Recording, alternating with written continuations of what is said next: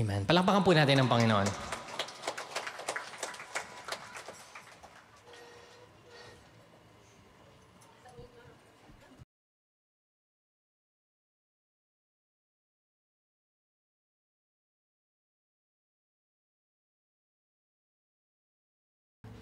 Magandang umaga po sa ating lahat. Dirinig po sa book ng Psalm 21. He who dwells in the secret place of the Most High shall abide under the shadow of the Almighty. I will say of the Lord, He is my refuge and my fortress. My God, in Him I will trust. Surely He shall deliver you from the snare of the fowler and from the perilous pestilence. He shall cover you with His feathers, and under His wings you shall take refuge. His truth shall be your shield and buckler. You shall not be afraid of the terror by night, nor of the arrow that flies by day, nor of the pestilence that walks in darkness, nor of the destruction that lays waste at noonday. 1,000 may fall at your side, 10,000 at your right hand, but it shall not come near you. Only with your eyes shall you look and see the reward of the wicked, because you have made the Lord, who is my refuge, even the Most High, your dwelling place. No evil shall befall you, nor shall any plague come near your dwelling. For He shall give His angels charge over you, to keep you in all your ways. In their hands they shall bear you up, lest you dash your foot against a stone. You shall tread upon the lion and the cobra, the young lion and the serpent you shall trample underfoot. Because He has set His love upon me, therefore I will deliver him. I will set him on high, because he has known my name. He shall call upon me, and I will answer him. I will be with him in trouble. I will deliver him and honor him. With long life I will satisfy him and show him my salvation. God bless the reading of His word.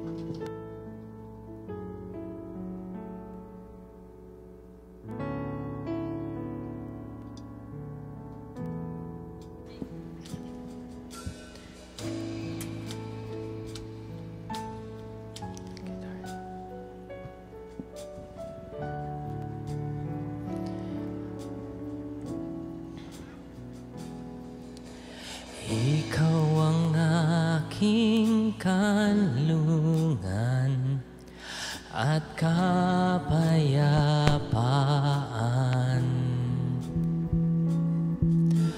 Dulot mo sa aking pag-asa, tugon ko'y pagsamba. Pasanin lalaho sa ating pagtatagpo,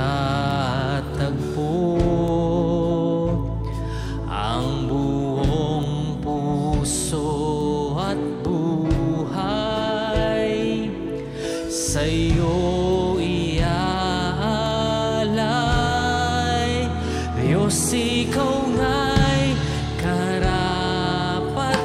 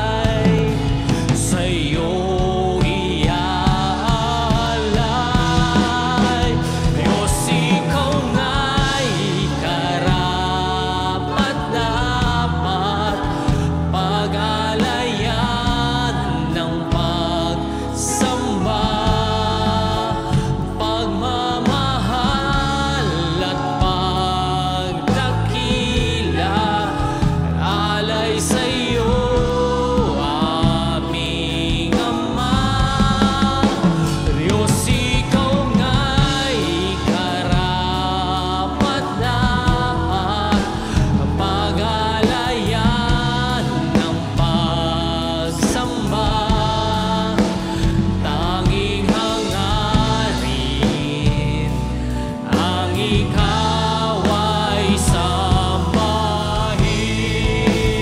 O Diyos, Diyos, ikaw nga'y karapat-dapat, pag-alayan ng pagsamba, ang pagmamahal at pagdakila, alay sa iyo, aming Ama.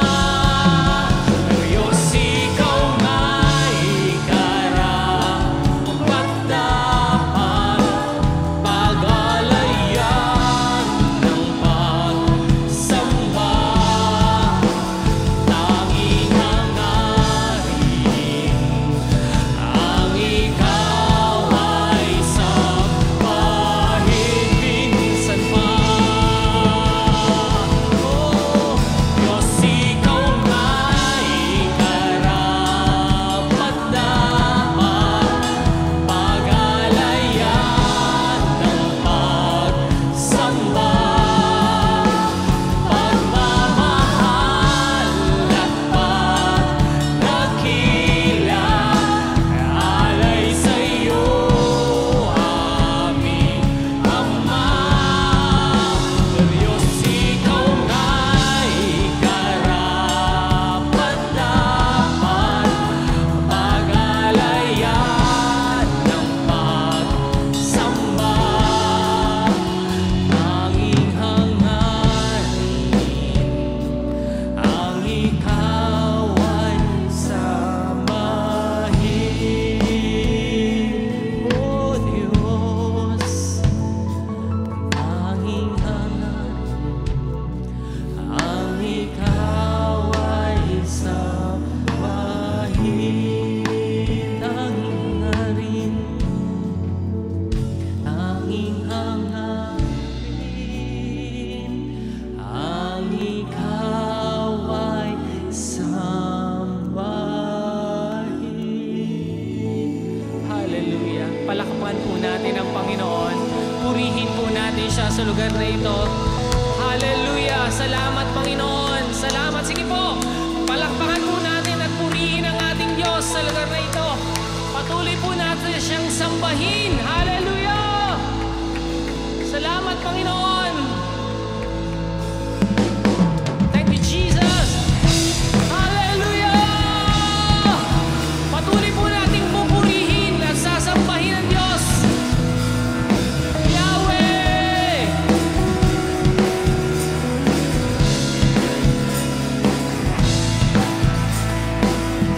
Purihin ka, O Diyos.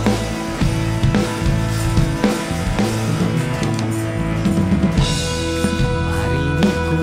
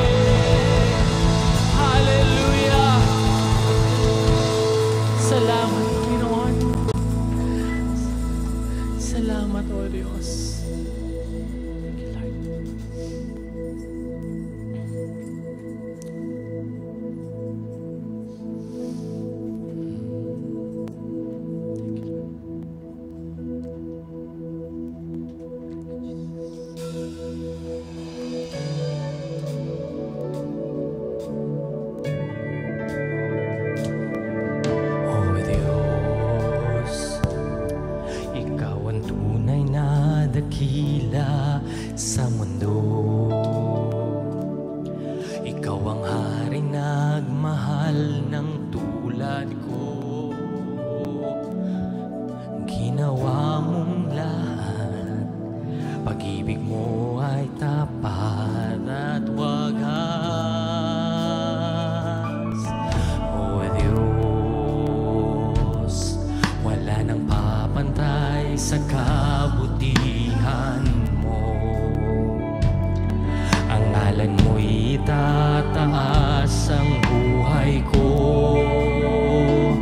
Sundin ang loob mo, iparinig ang nais mo. Sa lahat ng panahon, Diyos ka sa amin. Sa lahat ng oras, nariyan para sa amin. Panginoong Jesus, pumiliin ka. Dakilain ka sa buhay ko, aming Ama.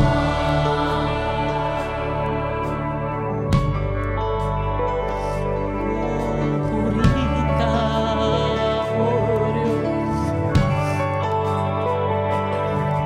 O Diyos, Ikaw ang tunay na dakila sa mundo. Ikaw ang hari nagmahal ng tulad ko. Sundin ang loob mo, iparinig ang nais mo. Sa lahat ng panahon, Diyos ka sa amin. Sa lahat ng oras, nariyan para sa amin. Panginoong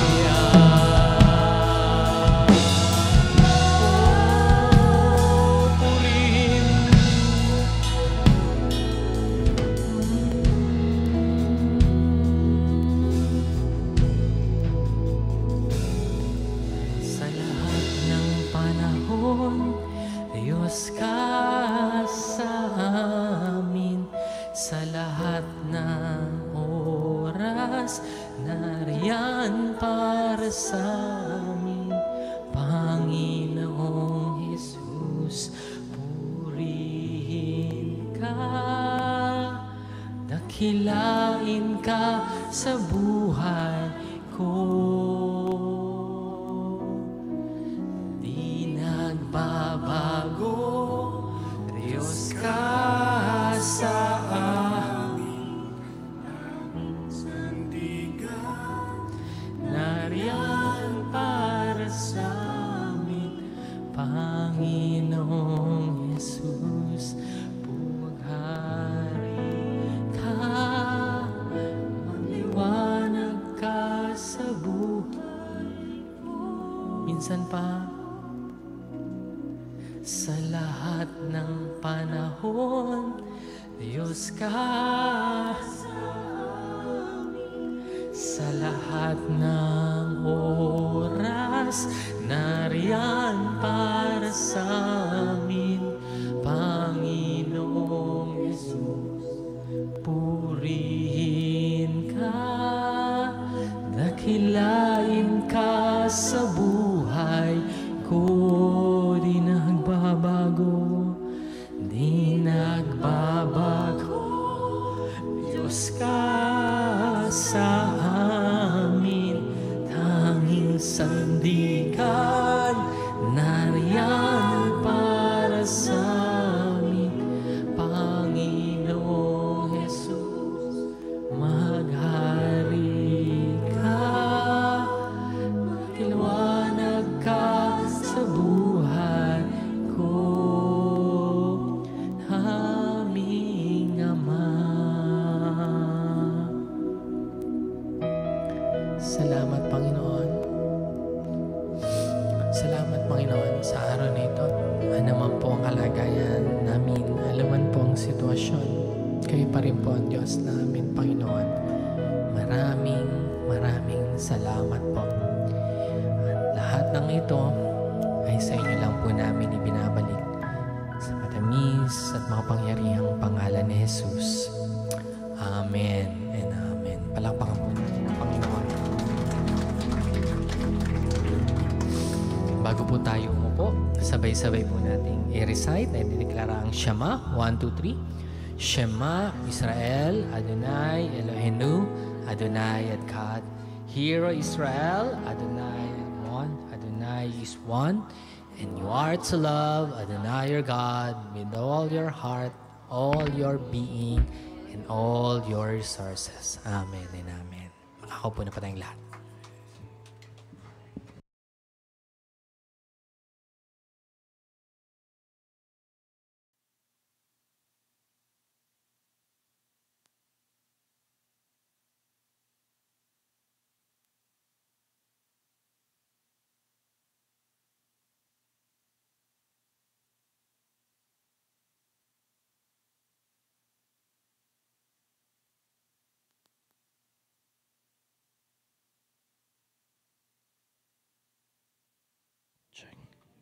Check.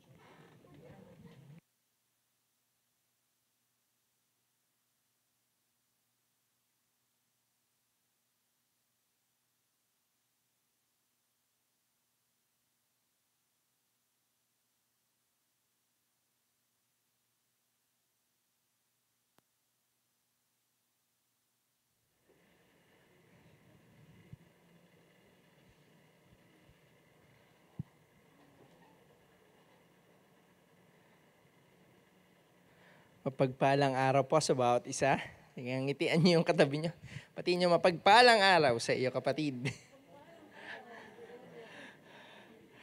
Yan. Give him a God bless you welcome, a God bless you smile.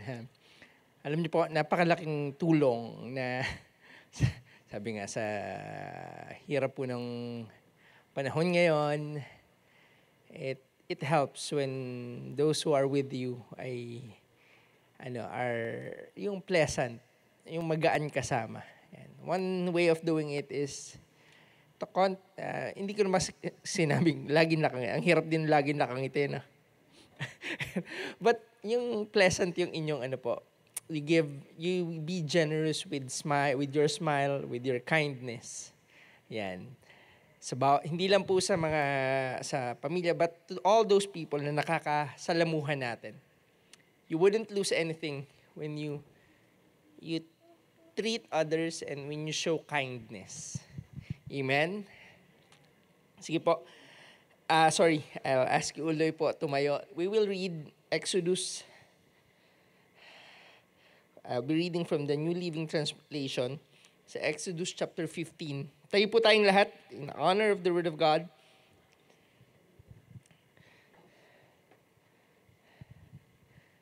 Sige po, if you can read this with me, and this will be posted later. Wala po tayong live stream ngayon. Wala. But this will be posted later. So, tayo lang. Kaya po ina-encourage talaga na umattend. Yan, sige po. From Exodus chapter 15, verse 22 to 25. Let's read this together. Ready? Go. Then Moses led the people of Israel away from the Red Sea, and they moved out into the desert of Shur. They traveled in this desert for 3 days without finding any water. When they came to the oasis of Mara, the water was too bitter to drink. So they called the place Mara, which means bitter. Verse 24, then the people complained and turned against Moses. What are we going to drink? They demanded. So Moses cried out to the Lord for help, and the Lord showed him a piece of wood. Moses threw it into the water, and this made the water good to drink. It was there at Mara that the Lord set before them the following decree as a standard to test their faithfulness to him. He said, if you will listen carefully to the voice of the Lord your God and do what is right in his sight, obeying his commands and keeping all his decrees, I will not make you suffer any of the disease I sent to the Egyptians. For I am the Lord that heals you. Amen. Sige po, let's pray. Panginoon, salamat po sa iyong salita and let it be alive. Let it reveal, let it fulfill its purpose, Panginoon, sa amin, sa kalagitnaan ng bawat isa po sa amin. And to those who will be listening later, Lord, sa aming online service, kayo po mag-bless sa bawat isa sa amin. Salamat po sa iyo po lahat ng papuri, pasasalamat sa pangalan ng aming Panginoong Hesus. Amen. Sige po, we may all take our seats.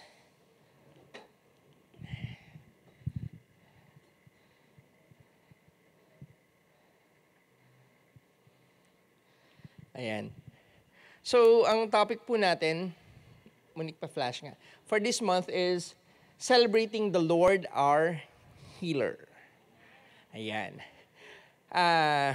Meron po ngayon, dalawa po ang for those, I'm not saying meron po mga stand ngayon, mga kapatiran din natin sa Panginoon. Ang stand nila, yung mga they don't believe that right now, sa present time natin, meron pong healing na nangyari as it was recorded in the Bible. The Lord, may mga miracles. But right now, ang stand po nila, after Acts, wala na. Walang miracles, yung prophecies, it stopped dun sa Acts. Yun na yung last. But right now, we'll see how it goes. Meron naman tayo, mga Pentecostal, ang leaning natin. Meron pa. Yung the miraculous side of everything.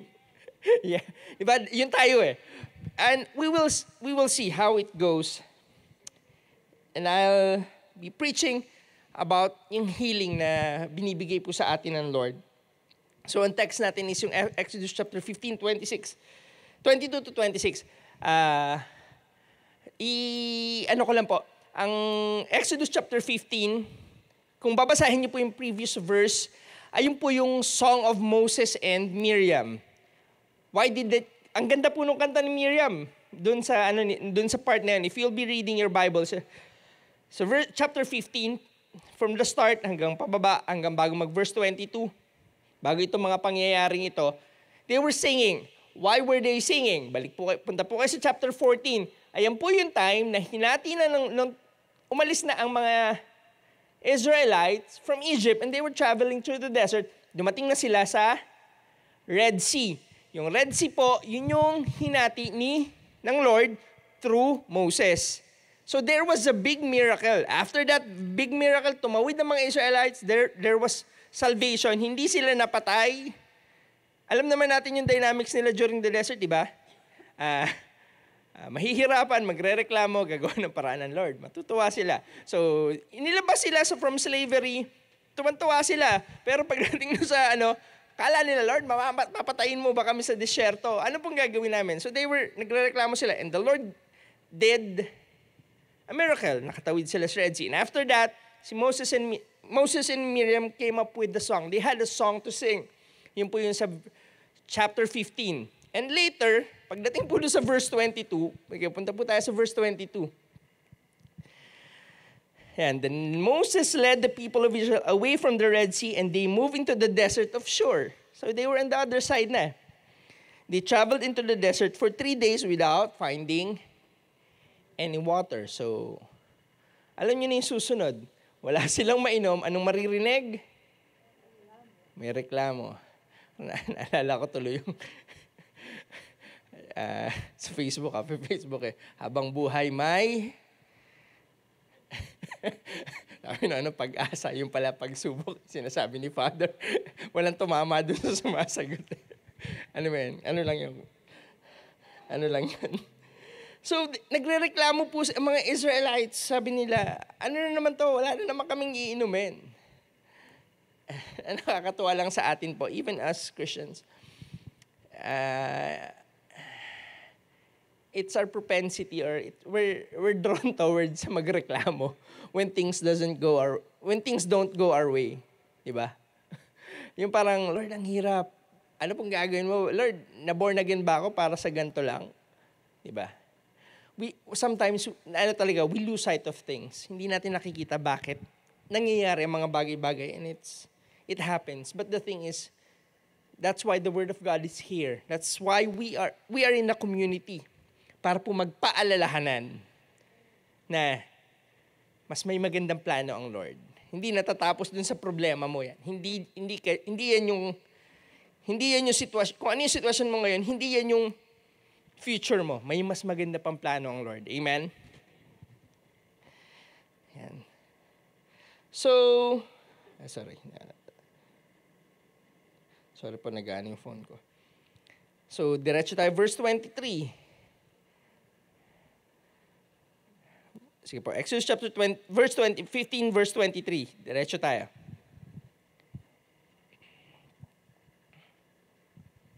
When they came to the oasis of Mara, the water was too bitter to drink, so they called the place Mara, which means mapait, bitter. And so verse 24, di ba napaka-ironic yung tawag dun sa place is Mara, bitter. Pero when you're in a place of bitterness, when you're in di ba ironic, parang ang hirap ng lugar. But the thing is, mas gusto ng Lord yung mga ganon. That's when the time He proves that I can transform things. He is in the business of transforming and changing things. Sabi po sa verse 24, then the people complained and turned against Moses. Nagrereklamo sila, what are going to drink? They demanded. And verse 25, si Moses, ito po ang maganda, when things don't go our way, kanino tayo lalapit? Sa Bombay. Hindi po tayo. No. Kaya po we practice. Right now, I have really, salamat po sa Panginoon. Kausap ko po yung isang barkada ko. Sabi niya, ang hirap ng may anxiety, ang hirap ng may depression. Sabi niya, hindi mo maipaliwanag anong nangyayari sa katawan mo. Marami sa atin sasabihin nyo, nasa utak lang yan. Totoo naman po, it happens in the mind. But the thing is, the problem is, it manifests, nangyayari sa katawan, totoo po yung nararamdaman po nila. Hindi lang siya, nasa utak lang, nagmamanifest siya. That's the thing. Sabi niya, ang hirap. Sabi niya, gusto niya daw lang maglakad ng maglakad. Kasi nga, hindi niya na maintindihan yung nangyayari eh. But the thing, sabi ko, wag ka mag-alala tol, nakakatulong ang paglalakad. Pero syempre, in the right context, when we exercise, it helps po for those who are having depression, anxiety. And marami pong binibigyan na options. The Lord does really heal. Nasaan na ba ako? Wala. Yan. Lapit po tayo, sabi ko, yung practice po natin of contemplation and being quiet. When things go bad, when things go difficult, minsan parang sa laro, pag 'di ba ang hirap, nahihirapan ka, or sa work nahihirapan ka, one good thing to do is to really stop, pray, and be quiet. I-assess mo yung mga nangyayari and lapit sa Lord. Let's ask the Lord, Lord, what should I do? Minsan ang tendency natin is to labanan ng labanan. Mag-isip ng mag-isip what to do. One good thing with what we do right now is we practice contemplation. It silences our whole being. Yung ating pong kalooban na naghuhumiyaw, na gustong maraming gawin, natuturuan siyang manahimik at makinig sa Panginoon. Diba? When we pray and when we keep still, hindi po dahil when we pray, we want to bend, Lord, ito po yung gawin mo. We want to bend the will of the Lord. No. When we practice contemplation and when we practice prayer, ang ginagawa po natin is we are aligning our hearts and yung ating isipan, ang ating buong sarili to the will of God. Anong nangyayari po? Lord, what's next? We are allowing God to move in us. Kaya po it's a very good practice when we contemplate, when we practice silence. So this time po, si Moses sabi niya, Lord, tumawag siya sa Lord, and the Lord showed him a piece of wood. Very unlikely how it happens. May piece of wood, and Moses threw it into the water, and this made the water good to drink. So pwede nang inumin. It was there at Mara, a place of bitterness, Mara, that the Lord set before them the following decree as a standard to test their faithfulness to Him. In verse 26, ito po yung sinabi na ng Lord. Verse 26 po, chapter 15. He said, if you will listen carefully to the voice of the Lord, sabi niya, if you will listen carefully to the voice of the Lord, your God, and do what is right in His sight, obeying His commands and keeping all His decrees, then I will not make you suffer any of the diseases I sent on to the Egyptians. For I am the Lord who heals you. That's a promise of God for you and me. And we'll go on. Sabi yan, promise po ng Lord, healing ang ibibigay niya sa atin.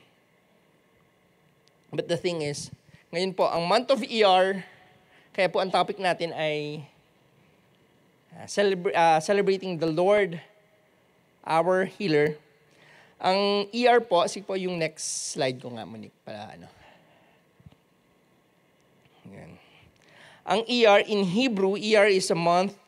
We are in the month of ER right now. In Hebrew, is an acronym for the phrase Ani Adonai Rofeka, which means, I am God, your healer.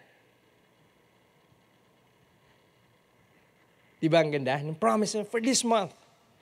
Ito pong month of ER. It's, the Jews believe, ito po yung acronym ng ER.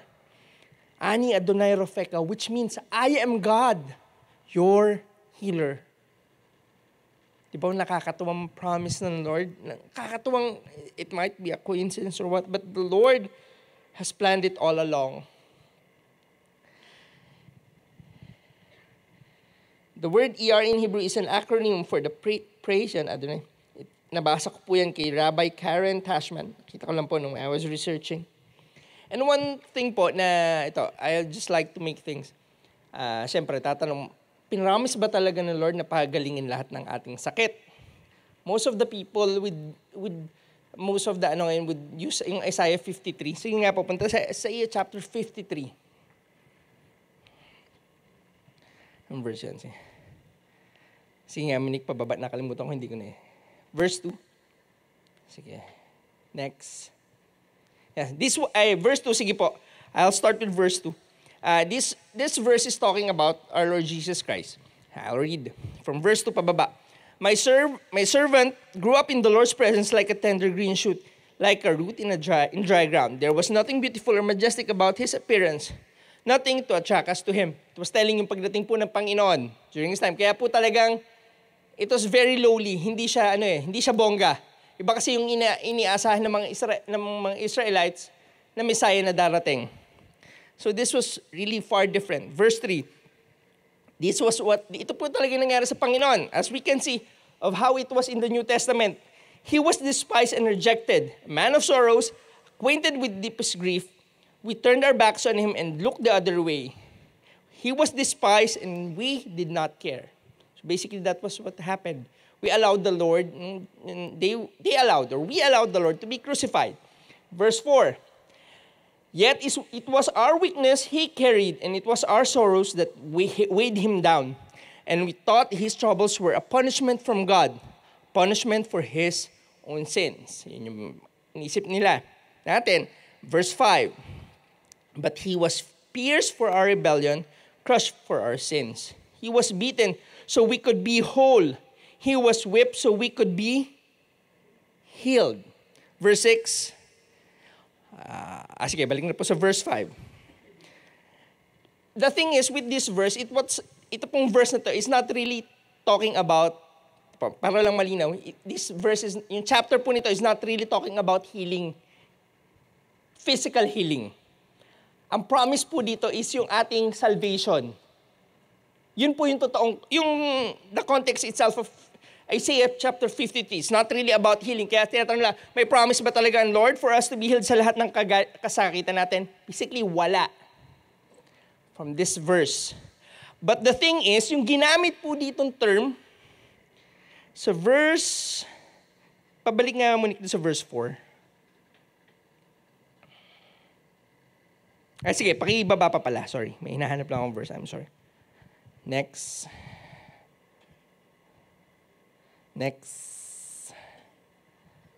Sige, hanapin ko na lang sa ano ko. Kalimutan kong ilagay yung verse eh.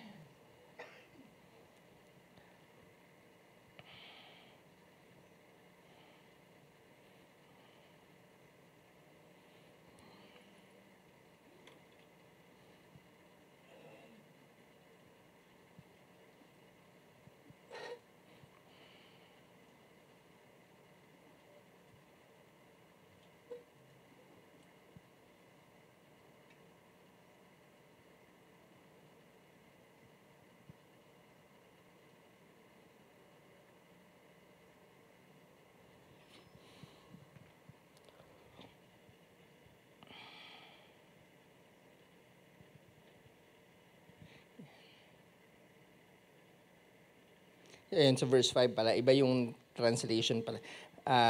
Hanap lang po ako ng translation na may sinabi about that one.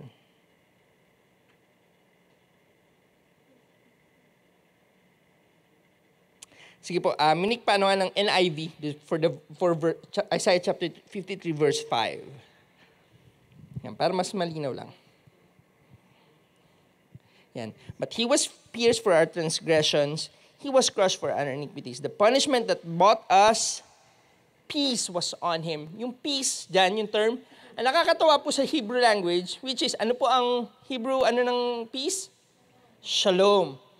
For us, sa English language, peace is the absence of, walang kaguluhan.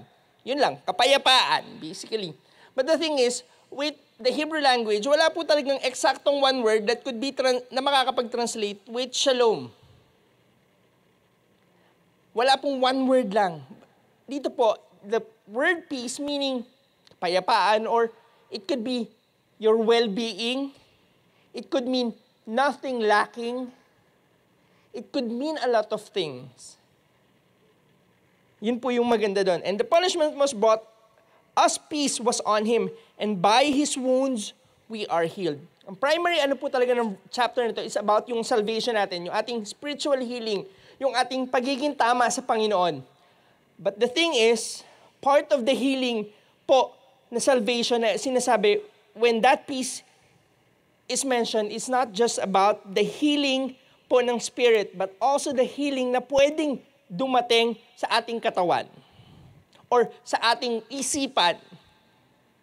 Amen? One good thing with the Hebrew language. And the thing is, wag lang po nating, so does it mean na pag na-born again ka, gagaling lahat ng sakit mo? No, wala pong promise na gano'n ng Panginoon. Ang sinasabi po sa atin ng Panginoon is, minsan nakakatuwa and minsan it teaches us to trust God more is, the Lord heals when He wants to heal.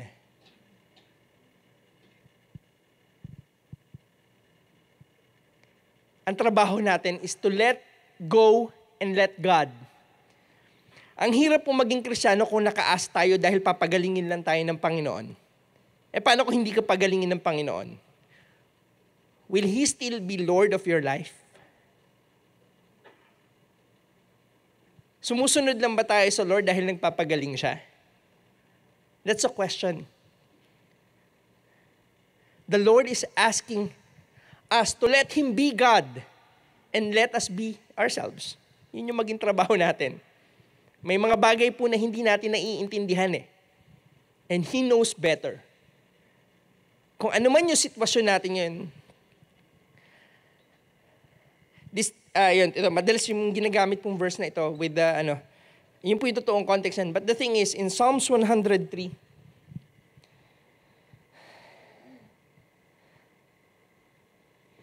may benefit po in really blessing the Lord, in being with the Lord.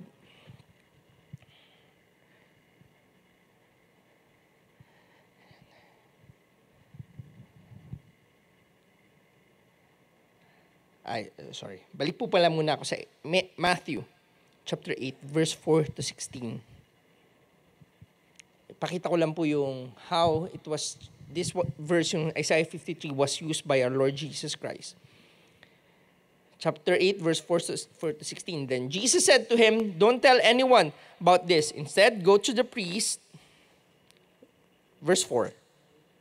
4. Then Jesus said to him, "Don't tell anyone about this. Instead, go to the priest and let him examine you." 14 pala, 14 to 16. When Jesus arrived at Peter's house, Peter's mother-in-law was sick in bed with a high fever.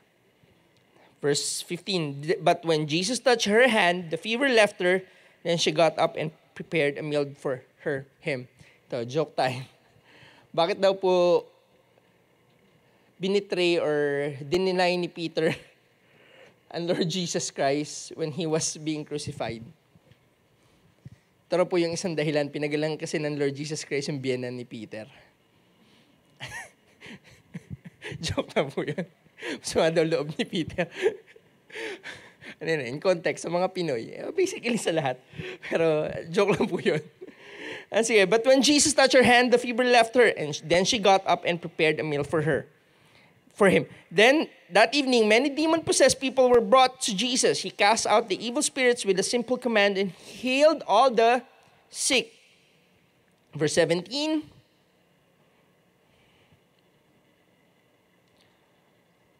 This fulfilled the word of the Lord through the prophet Isaiah, who said, He took our sickness and removed our diseases. This was confirmation po nung Isaiah chapter 15 na ginawa ng Lord ng healing. So sinasabi ng iba tapos na. But the thing is, sa Psalms, ang nakakatuwa po, may napanood po akong video sa YouTube. He was a pastor. I don't know if you have watched this. Forgot his name. Pastor Dwayne Miller yata yan. Dwayne Miller, he's an Anglican priest na pastor. Meron po siya naging condition sa niya. He was struck with the flu in 1991. So sabi niya, he was struck with the flu. So he was, musician din siya. So during the time, magpipreach siya sa umaga, dalawang service yata yun. In the morning, parang nagka-flu siya. Nag-start siyang may infect. So he went on with the preaching. Nahirapan siya. So musician siya, kumanta rin siya. So ganun, mahirap pong kumanta pag may flu, pag may sipon, pag may ubo. Kasi po, barado mahirap lumabas yung So nahirapan po siya. So ganun din po sa second service. Sabi sa kanya ng mga members niya, sige pastor, pahinga na po. Pahinga po muna kayo. So a week after, so he was down with the flu. Nagpa-check up siya. Hanggang mawala yung ubot-sipon. But the thing is, nung nawala po yung ubot-sipon niya, nung gumaling siya, nagkaroon po siya ng nakalimutan ko ang tawag po sa virus na yun. He had an infection wherein yung boses niya is parang, yung pakiramdam sa throat niya is laging iniipit. Yung hirap lumabas yung boses niya. Para siyang laging paos. So, nung chinek, yun nga, yung virus po na tumama sa kanya yun, yung vocal box niya, nagasgas ng malupit. Sabi po, naging niya is, laryngologist yata yun. Sabi, head dun sa US, he was a doctor. May mga evidence siya para po doon. Sabi niya, hindi rin po talaga yun gumagaling. So, syempre siya, he chose not to believe it. Kasi, normal na paus lang. Normally, pag paus, di ba, pag pinahinga, bumabalik. Sa kanya po, hindi siya naniwala ng una. So, he just rested. But the thing is, after a few months, hindi po talaga bumalik yung boses niya. Para siyang, pag lumulunok siya, yung pakiramdam na may nakabara, may sumasakal sa'yo. Masakit po talaga yun. That was what he was telling. But the thing is, sabi niya, he still believes that the Lord heals. Sabi niya, yan na, dumatay. But the thing is, after a year, hindi pa rin po nagbago. After 3 years, ganun pa rin. Hindi na po bumalik yung boses niya. Napakahirap po nun sa isang musician, sa isang singer, saka sa isang preacher, na ganun yung boses mo. It's a struggle for him to preach. But the thing is, kaya po sinasabi, pag after Acts, and wala nang miracles and all those things. But the thing is, he was preaching, there was this time, he was preaching about, mamaya po babasahin ko Psalm 103. He was preaching, and during the preaching, 1991 yata, or I forgot yung year 3 years into his condition, he was preaching about Psalm 103. And while he was, I forgot, dun sa isang verse po nung pagdating niya sa verse niya, bigla siyang parang may napalunok siya. First time niya raw lumunok in 3 years, na yung pakiramdam, walang sumasakal sa kanya. And naka-record pwede niyo pong hanapin yun sa YouTube eh. Hanapin niyo po si Pastor Dwayne Miller. Naka-record yung service. Nagpipreach siya, pero ganun yung boses niya. Para talagang very raspy, or napakagaspang ng boses niya. And during his time in preaching, meron pa, bigla siyang napalunok. Yung lunok niya, ang luwag daw. Pag lunok niya, narinig po doon sa recording naman, makirinig nyo, unti-unti po nagbago yung boses niya. And while he was preaching, he was crying. Kasi, right there and then, the Lord healed him. He was preaching about healing, pero ganun yung sitwasyon niya. He was preaching about healing, pero he himself, ganun yung sitwasyon niya, parang, di ba, very ironic. Ang hirap mag-preach na sasabihin mo, Lord, nag-heal, pero ganun yung sitwasyon niya. But right there and then, the Lord did the miracle. So, during the service, gumaling siya. So, syempre, what he did was, bumalik siya doon sa doktor niya. Parang every year yata, or every time na nagpapacheck up siya, may CT scan, or yung may telescope, tawag doon. Yung may binivideo yung loob ng lalamunan niya. They had records daw. Talagang gasgas yung vocal box niya. Right there and then daw, nung pinakita, yung bumalik siya, nagulat yung, tumawag siya dun sa secretary ng doktor, maayos na yung boses niya. Sabi niya, ako po si Pastor Dwayne, ako yung, hindi nga, ikaw to pastor, sabi ng secretary. Kasi iba yung boses niya. And sabi niya, first time niya, nung sinabi na, I would like to speak to doctor, yun sa doctor niya, doon niya raw na-experience, in 15 seconds yung doktor niya, nakausap niya kaagad. Normally daw, kailangan maghintay. Pero right there and then, nagulat yung doktor, hindi makapaniwala. So he was asked to come sa clinic, chinek. And there was na-repair po yung kanyang vocal box during that time. He was preaching about Psalms 103. And sabi nga, he had a lot of evidences po ng mga scans niya during that time. While it is true that Isaiah 53 verse 5 is talking about transgressions and iniquities, peace and physical healing can be byproducts of saving grace. Jesus often links salvation and healing together, thus the word shalom. So Psalms 103, let's read this together. Basahin lang po natin. This was the one he was talking about. Basahin lang po natin. Let all that I am praise the Lord. Let my whole heart I will praise His holy name. Let all that I am praise the Lord. and may I never forget the good things He does for me. He forgives all my sins and heals all my diseases. He redeems me from death and crowns me with love and tender mercies. He fills my life with good things. My youth is renewed like the eagles. The Lord gives righteousness and justice to all who are treated unfairly. He revealed His character to Moses, His deeds to the people of Israel. The Lord is compassionate and merciful, slow to get angry and filled with unfailing love. He will not constantly accuse us, nor remain angry forever. He does not punish us for all our sins. He does not deal harshly with us as we deserve. For His unfailing love toward us who fear Him is as great as the height of the heavens above the earth. He has removed our sins as far from us as the east is from the west. The Lord is like a father to His children, tender and compassionate to those who fear Him. For He knows how weak we are. He remembers we are only dust. Our days on earth are like grass, like wildflowers. We bloom and die.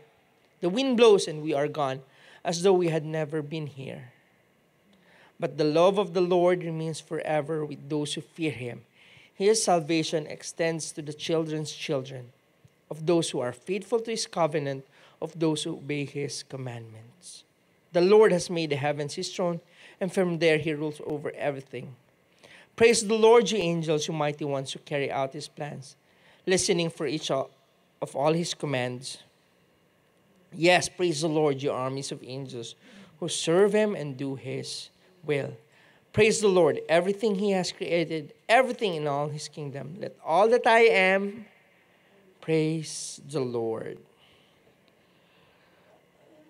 Sometimes, nandun po tayo sa space na, sabi natin, yung pit experience, when you're very down. Or some of us, born again ka na, pinag-aralan natin yung liminal space. We're asking, Lord, what's next? Ang nakakatuwa lang po sa Lord is, He's teaching us to trust Him. Sabi nga po, yung healing na binibigay sa atin ng Lord, spirit, soul, and body, wholeness, yun po yung promise ng Lord, yung shalom niya. Yung unang-una po, yung kaligtasan ng ating kaluluwa, kaligtasan ng ating spiritu. May we never forget, sabi dun sa Psalm 100 sa NIV, bless the Lord, O my soul, and forget not all His benefits. And healing is part of it. Dun po sa Exodus, binasa natin, the place was called Mara. Pero po yung springs that they found, they called it Elim. Elim, it's parang ang Hebrew translation niya is like yung mga large trees.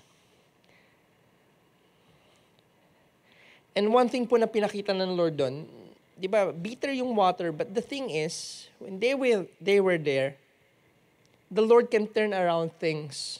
Pwede niya pong baguhin. That place was also called Elim. It was a place of rest for them. Isipin niyo po, galing sila sa Egypt. They had to travel. They had to cross the Red Sea. When they were at the Red Sea, akala nila mamamatay na sila. And when they had passed the Red Sea, they were very joyful. But the thing is, nasa disyerto pa rin sila. Wala silang baong tubig. Parang gusto sabihin na ba, Lord, ano pang pwede? Sige pa. Parang ganun. Sarcastic na sila. But the thing is, yung pinagdadaanan nila, tapos dumating sila, walang tubig, they were complaining. Ang bigat po ng pinagdaanan nila, but at that place called Elim, they found rest. Naggumawa po ng paraan ng Panginoon. We might be facing a lot of hardships right now. A lot of difficulties. Or a lot of parang untoward incidents ngayon po sa buhay ng bawat isa sa atin. Let us take this time, this month of ER, to claim yung promise po ng Lord that He is the God who heals.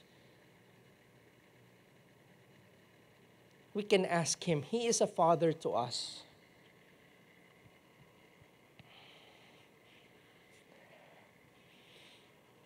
Let us always remember yung journey po natin.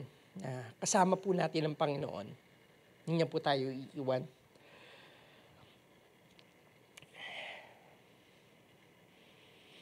And I'll end with this verse. Nakakatawa po sa Panginoon. Sa Isaiah chapter 43, verse 19. Sa NLT. For I am about to do something new. See, I have already begun. Do you not see it? I will make pathway to the wilderness. I will create rivers in the dry wasteland. Kaya pong gawin ng Panginoon yon. Mahirap man or it might seem impossible. Kaya po ang daming case ngayon ng depression, ang daming case ng suicide. It's really difficult. But the thing is, ang ino-offer po talaga ng Lord for each and every one of us is yung hope. When we are with Him, unlimited po yung hope na binibigay. Because our faith, our hope is anchored in Christ alone. Amen. So before we end, before I pray, ito po yung reflection question ko para sa bawat isa po sa atin. I want you to reflect on this for this coming weeks or coming days. What kind of healing do we need each at this time? Do we each need at this time? I want you to take a minute of pause and reflect, to just be quiet. Ano ba yung healing na kailangan mo?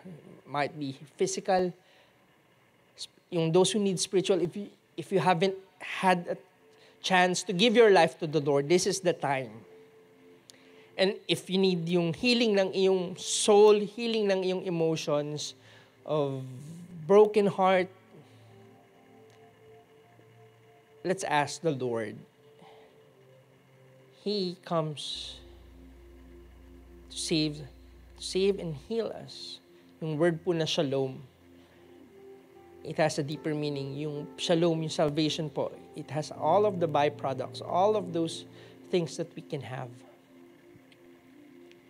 So, but let's take a minute. I'll give you a minute to pray, to just be quiet before the Lord and ask, what kind of healing do each need at this time? Or pwede rin, we need healing for our finances, healing sa relationship natin. You can come to the Lord right now. Pwede po tayong lumapit sa Panginoon.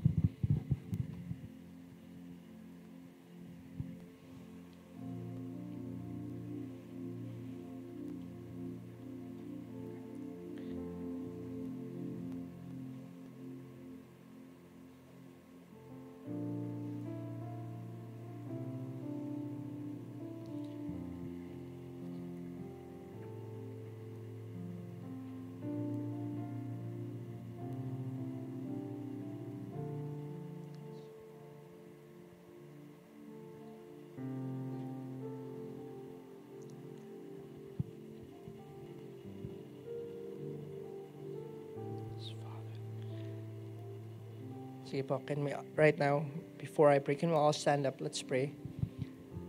Let's just sing this song. As a response po sa Panginoon for what He has done. If you believe for a miracle, if you believe for a healing from the Lord, let's just sing this song. Yes, Father.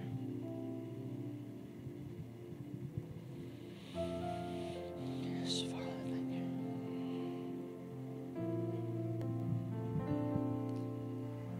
O Diyos, Ikaw ang tunay na dakila sa mundo. Ikaw ang haring nagmahal ng tulad ko. Ginawa mong lahat, pag-ibig mo ay tapat at wagas. O Diyos, wala nang papantay sa kabutihan. Ang ngalan mong itataas sa buhay ko.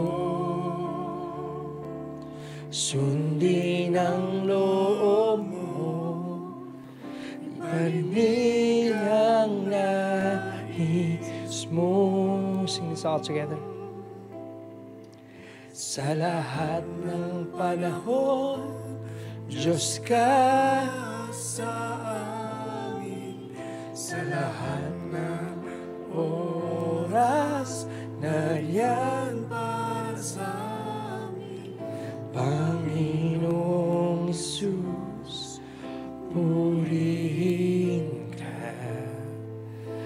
Dakilain ka sa buhay ko. Hindi nagbabago.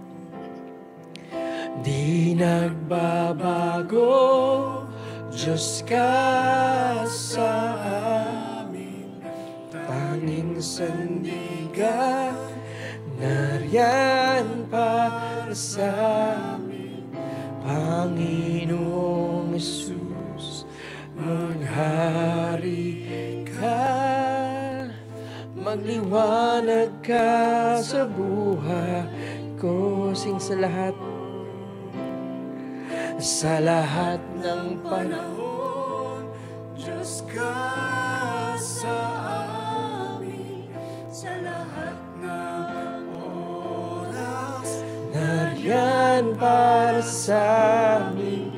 Panginoong Jesus, purihin ka, dakilahin ka sa buhay ko.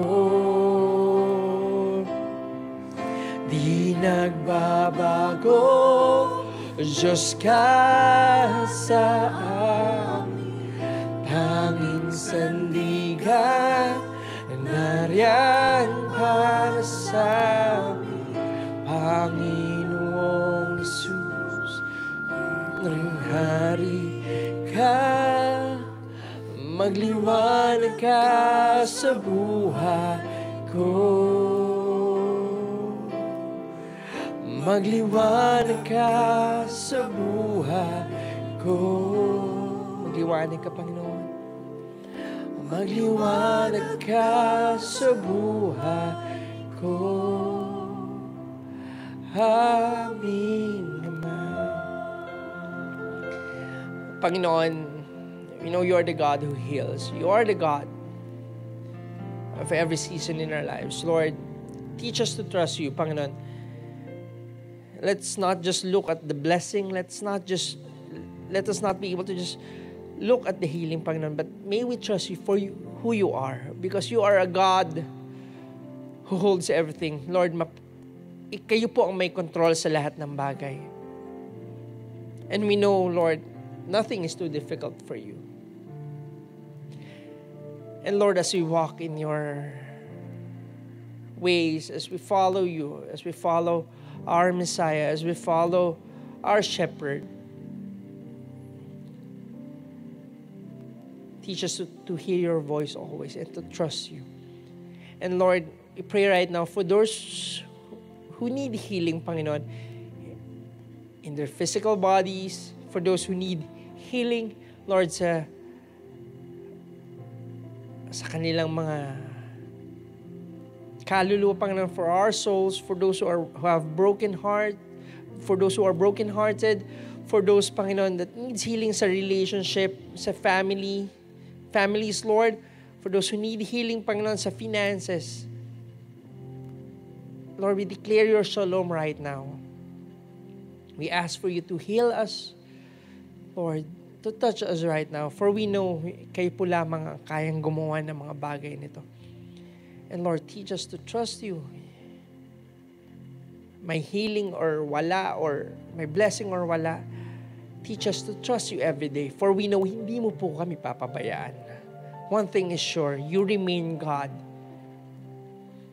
And you hold us in your hands. Salamat po, sapagkat kayo ang Diyos. Hindi mo kami iiwan, hindi mo po kami papabayaan. We trust you this time, Lord. We trust you this season of our lives, na kayo po ang mangunguna at hahawak sa amin. Salamat po, Panginoon, sa po lahat ng papuri, pasasalamat sa pangalan ng ang Panginoong Jesus. Amen and amen. Sige po, we may take our seats.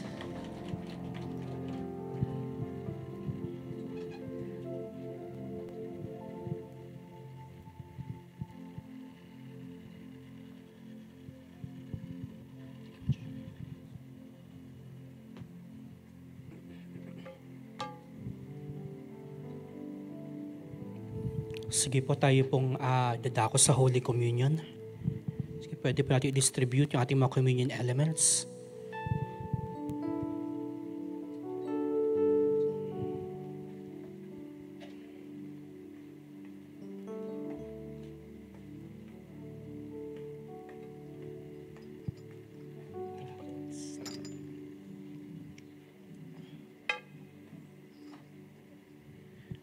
So, sinabi po ni Pastor Joshua kanina, ngayong month of May po ay our theme is celebrating the Lord, our healer. And so, yun po yung topic natin for the past weeks, Sundays. And pwede po tayong lahat ay request po everyone to please stand up po. Tayo po lahat ay tumayo.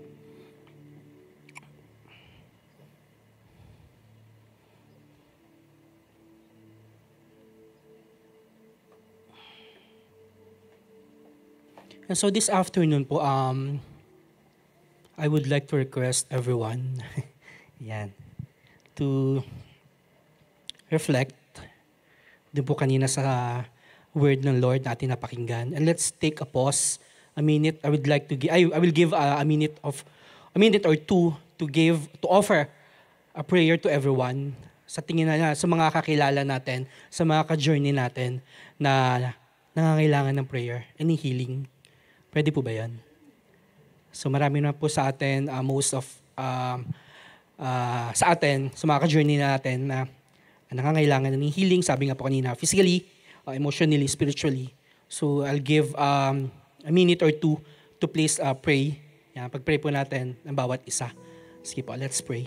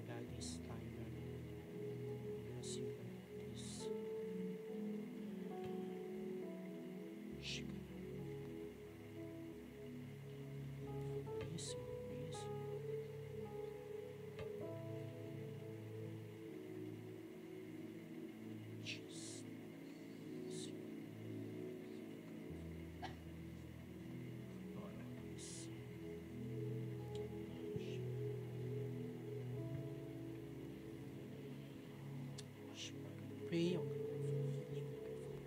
everyone. Healing, comfort.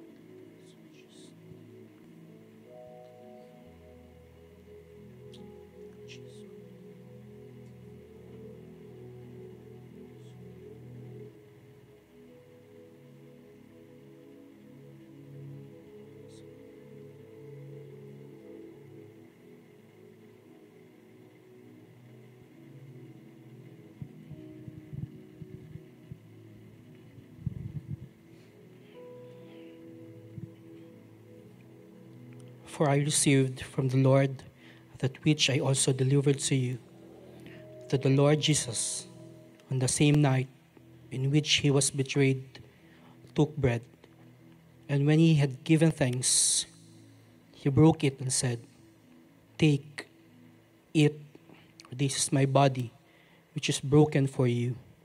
Do this in remembrance of me." In the same manner, he also took the cup after supper, saying, "This is the cup, it's the new covenant in my blood. This do as often as you drink it in remembrance of me." Father God, you are our Jehovah Rapha.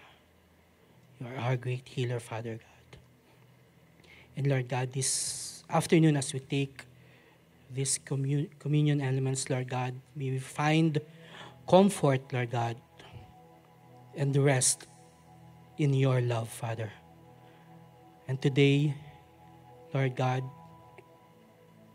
we ask for your grace and miracle, Lord God, to everyone, Lord God, na nangangailangan, Lord God, ng kagalingan, physically, spiritually, Lord God, emotionally, Lord God, even, Lord God, sa finances, Lord God. And we are declaring, Lord God, and we say no to any sickness and diseases, and we say yes to life, Lord God.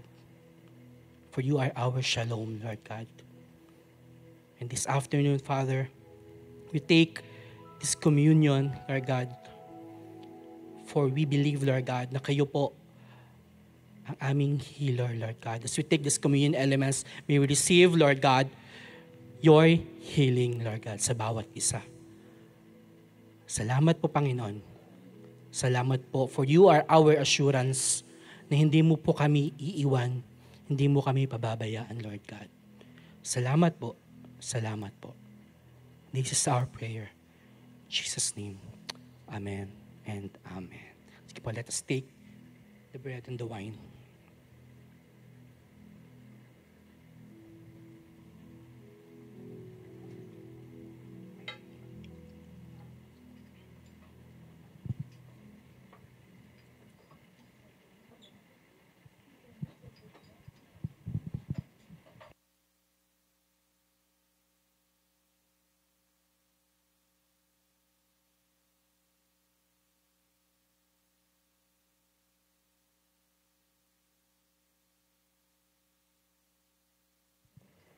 So, magandang hapon po sa ating lahat. Dadako po tayo sa pagbibigay. So, basahin ko po ulit itong sa Macedonia. Favorite ko po ito eh. Sabi po dito sa verse, Beloved ones, we must tell you about the grace God poured out upon the churches of Macedonia. For even during a season of severe difficulty and tremendous suffering, they become even more filled with joy. From the depths of their extreme poverty, superabundant joy overflowed into an act of extravagant generosity.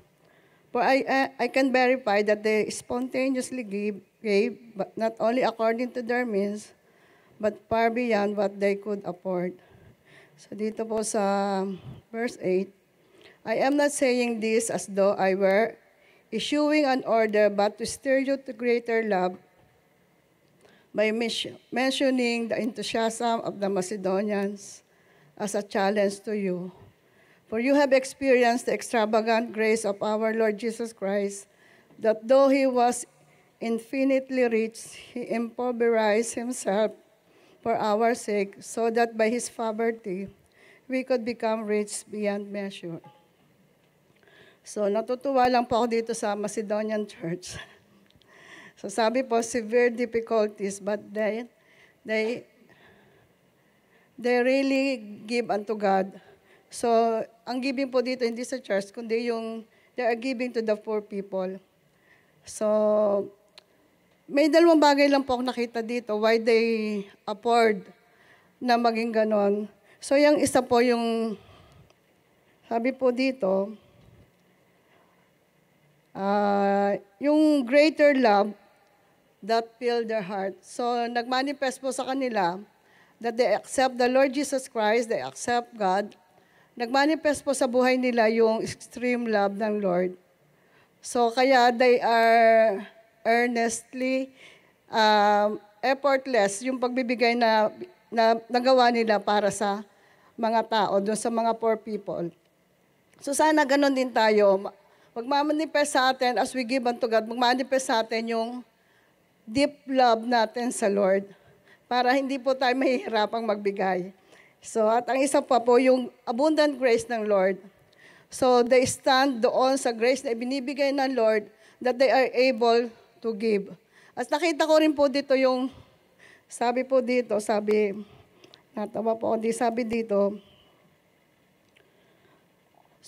superabundant joy overflowed into an act of extravagant generosity. So, totoo po ito, di po ba? Pag natutuwa po tayo sa tao, it leads us to give unto them dahil tuwan-tuwa tayo sa kanila. So, ganun po sa atin. Sana ganun din tayo sa Lord dahil tuwan-tuwa tayo that we are loved by God, whoever who are, hindi tayo, unconditional yung pag-ibig na ibinigay ng Lord sa atin. And it will give us greater joy, and it will lead us to be generous. Hindi lang po, so, ang church po tumatayo dahil we are helping the poor people. May mga mission houses po tayo, may mga mission trip po tayo na pinupuntahan. So it is us who help those people. So through our giving, so naaabot po natin yung mga tao na mga nasa bundok. Naabot po natin yung mga tao na may karamdaman. We are able to,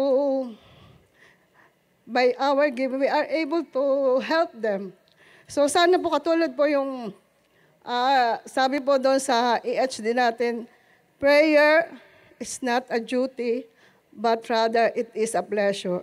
So sa atin po, sana dumating doon yung time sa atin na yung giving unto God, it is a pleasure, not a duties and responsibilities. Amen po. Sana, ako yung pag-pray, sana Lord, pag nagbibigay ako sa iyo talagang, it's my pleasure to give you. Not my duties, not my responsibility, but dahil tatayuan ko yung grace na binibigay mo sa akin. So yung Macedonian people po, na church po, sobrang grace po ng Lord ang nag-abound doon, kaya nakakapagbigay sila. So they are severe. Pag sinabi po severe, super hirap po. So ano po yung moralita talaga. So but they still, because of that great love that they feel sa kanilang mga puso from God, they are able to give unto God, to those people that are in need. Sana din po tayo, ano po natin yung mga ganitong opportunity to give unto God. So wag po nating isipan na sa tao tayo nagbibigay, sa Diyos po tayo nagbibigay. Amen po. So tayo po ay magbigay sa Lord this time.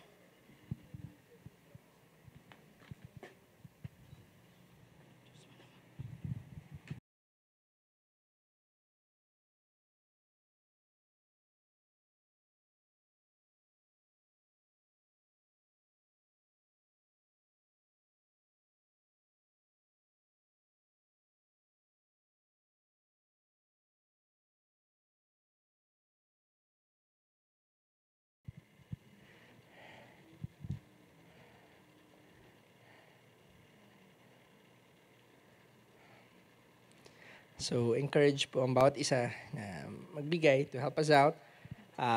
May envelope po tayo. If you have your prayer items, please do fill it. Sulatan nyo po. Medyo luma lang yung ano natin yung, ang tawag dito, yung hindi pa updated po yung envelope natin, yung address. Kasi yun pa yung luma po natin, nasa pala-pala pa tayo. Marami po yun na ipaprint. Pero we still use that if you have your prayer items po, may gustong kayo pag-pray, or you have praise reports, pwede nyo po isulat doon. Binabasa po yan at pinagpe-pray. Nililay hands po. So, kahit po walang laman, bahala po on Lord doon. Hindi naman po hindi po yan kailangan may laman para ipag-pray. Sige po, tayo po tayong lahat. And for those who are, kung hindi po, kasi tayo po tayo, if you want to give, meron po tayong GCash or bank transfer. And pwede rin po, naka-flash po sa screen natin. And sige po, let's extend our hands sa ating mga offerings. Panginoon, salamat po for you are the one who gives us the power to get wealth. You are the one who gives us promotion. We declare, Lord, sa bawat isa po sa amin sa Manna from Heaven Center who are with us in our journey in our community, our families, our loved ones, the sources of our income, Lord, be covered by our blood, be protected, Lord. No harm of the devil can come against us. It will not prosper. Kayo po mag-iingat at magpo-provide, Lord. Every need, Lord, will be provided for. Lord, yung kagalingan, Lord, yung lakas sa trabaho, Panginoon, and opportunities will come along our way. Lord, as we walk with you, as we obey and follow your leads, oh God, declare that you are our shepherd, Lord. Teach us to always hear your voice and follow you kung saan mo kami pinapapunta. And Lord, let this finances, Panginoon, sa offering sa mga isa be a seed, Lord, na magagamit to reach out more, to bless others, oh God. And in return, you'd bless us more so we'd be able, Lord, to bless others ng mas marami pang pagkakataon. Salamat po for these finances, for giving us health, for giving us freedom, Lord, in our finances, Lord. For giving us your healing, your salvation. Salamat po. We declare, kayo po magpo-provide sa bawat isa. In Jesus' name we pray. Amen. Amen. Sige po, we may all take our seats.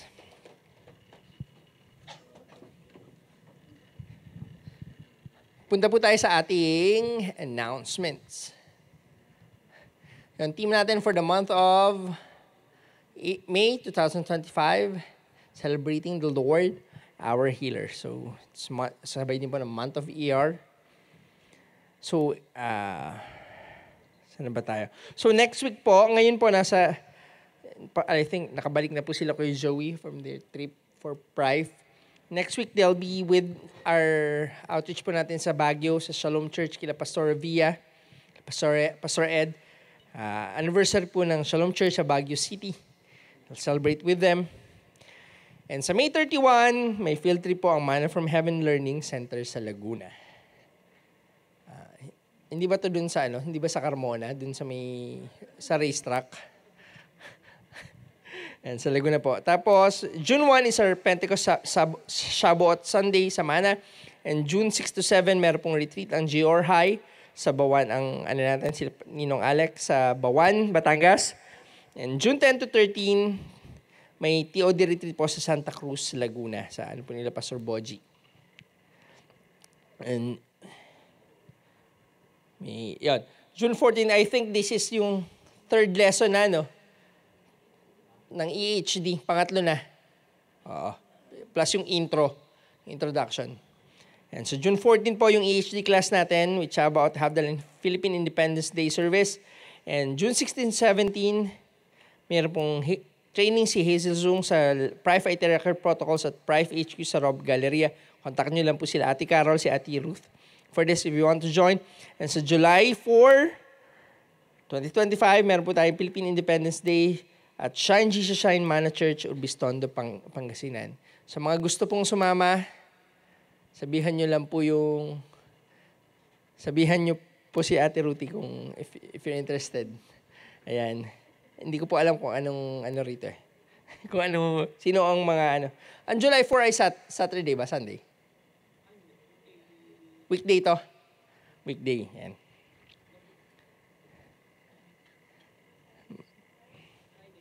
Friday. So, yan po. For Prive, this one. Kailan to? May 10, tapos na. So, this is yung, po natin, yung Philippine Independence Day, TOD, sa Santa Cruz, Laguna. Sige po, next. Wala na. And, update lang po, hindi ko na i-post. May picture sa'yo, Raf, yung kubo, no? Hindi ko na i-forward. Pwede mo bang, anong tawag dyan? I-airdrop dyan. Hindi ko rin po na-isend eh. Well, I'm encouraging each and everyone. Ito, sabi namin ni Rafi, pwede na eh. And sabihan na po namin, bibili na po tayo ng, bibili po uli kami ng isa pang grass cutter. Pakabitan na rin po natin ng kuryente. Kinakausap ko na po may kilala po kasi akong taga Meralco. Nakakausap ko na. Paano mo kakabitan?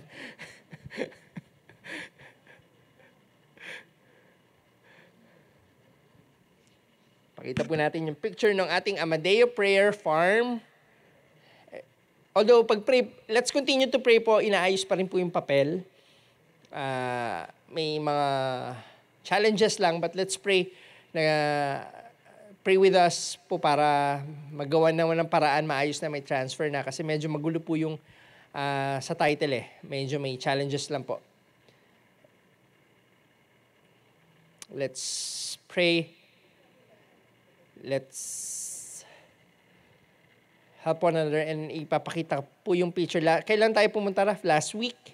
Kasama ko po si Kuya Rex, saka si Rafi, saka si Ate Carol para po i-update. Tinatapos na po yung kubo natin. Sige, pwede po ipakita. Iyon. Po. Yan na po yung kubo natin. Nasa buka na po yan. May iba pa. Yan lang yung hindi ko na ko. So, ayun na po yung kubo. Nakaano na po, papaanuhan na rin po natin ng tubig, kabitan ng tubig, saka kuryente, para po pwede na po tayong And pwede na rin pong mag-camping. Pero po bago po mag-camping, may requirement gano'ng karami yung natabas. Kanya-kanya po kuha ng tubig. Sa likod po yan may ilog, may dumadaan naman. Yan. So let's continue to pray. Yan. Para sa ating Amadeo Prayer Farm. May existing bakod na rin naman po yan. Yan. Magkaka-activity po yata ang magpapakamping. Ang activity ay magtatabas ng damo. Saka maglilinis. Pero I think we can pray na po dyan and pag nakabitan po ng kuryente or sa katubig. Yung CR po, tatapusin na. We'll pray for finances. Yan. Yung mga bata po, pwede nyo pong dalhin dyan. Marawak po, tatakbuhan nila. Hindi naman sila makakalabas ng dun lang yun. Hanapin nyo lang po kung medyo mawala. Tawagin nyo lang, maririnig naman kayo. Yung mga dulo-dulo, tingnan-tingnan nyo lang po kung saan makakarating yung mga bata. Ayan, sige po.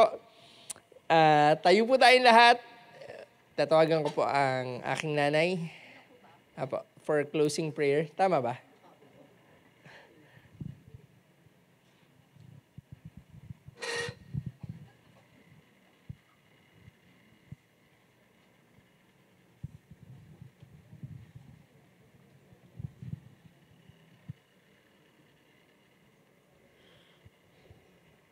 Dumako po tayo sa pangwakas na panalangin. Panginoon, salamat po, O God, sa araw na ito. Salamat po sa patuloy na pag-ibig mo, pagkalinga mo, Panginoon. At patuloy po yung kagalingan sa bawat nangangailangan, Panginoon, na physical healing, Panginoon, O God. Salamat, Panginoon, na patuloy po, O Diyos, na hindi mo po kami iniiwan, di mo po kami pinababayaan, O God. Salamat po, Panginoon, sa bawat salita mo na aming narinig, Panginoon, na ito'y patuloy na magpapatibay sa aming buhay espiritual, Panginoon, O God. Patuloy po, O Diyos, na sa iyo po namin itinatalaga ang buong isang linggong ito at mga darating na araw, Panginoon. Patuloy po yung paggabay mo, pag-iingat mo, Panginoon, sa bawat isa, Panginoon, O God. Salamat, Panginoon, sa presensya mo, Panginoon. Salamat din po, Panginoon, na patuloy po, O Diyos, na kami ay magtitiwala sa iyo at patuloy na titibay ang aming pananampalataya sa iyo, Panginoon. Lord, salamat po, Panginoon, sa pag-iingat, sa pag-uwi ng bawat isa. Patuloy po, O Diyos, na inaangkin namin, O God, ang iyong banal na salita, Panginoon, O God. Salamat po, O Diyos, sa pangalan ng Panginoong Yesus. Amen.